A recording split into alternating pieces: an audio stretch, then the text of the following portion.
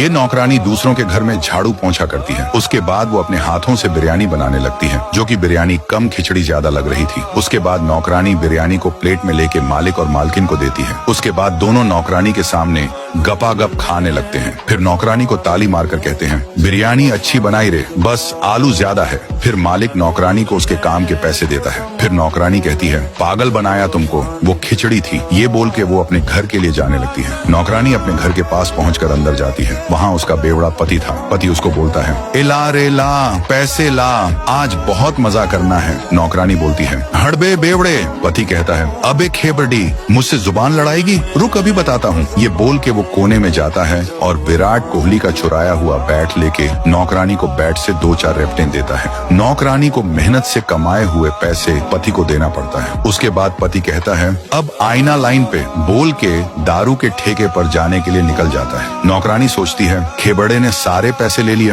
दूसरी तरफ पति दारू के ठेके में दारू पी के मजा कर रहा था और नागिन डांस कर रहा था। उसने कम से कम 6 बॉटल दारू गटक ली थी। दारू पीने के बाद वो हिलते डुलते हुए अपने घर की ओर जा रहा था। उसको होश नहीं था। उसके बाद वो एक जगह रुक के नागिन डांस कर रहा था कि तभी पीछे से एक कार धुर्राटे काटते हुए आती है। ये ले बोलकर ठोक के चली जाती है। फिर पति का नागिन पर निकल जाता है। उसको हॉस्पिटल में लाया जाता है। वहाँ एक नर्स उसको ठीक कर रही थी, पर पति की फटी पड़ी थी क्योंकि उसके पास पैसे ही नहीं थे। उसके बाद वो उठ के बगल में देखता है, उसकी पत्नी यानी नौकरानी उसके हॉस्पिटल के पैसे डॉक्टर को दे रही थी। फिर पति कहता है, अरे खेबड़ी, इतने पैसे कहाँ से आए बे, पहले ही देना था।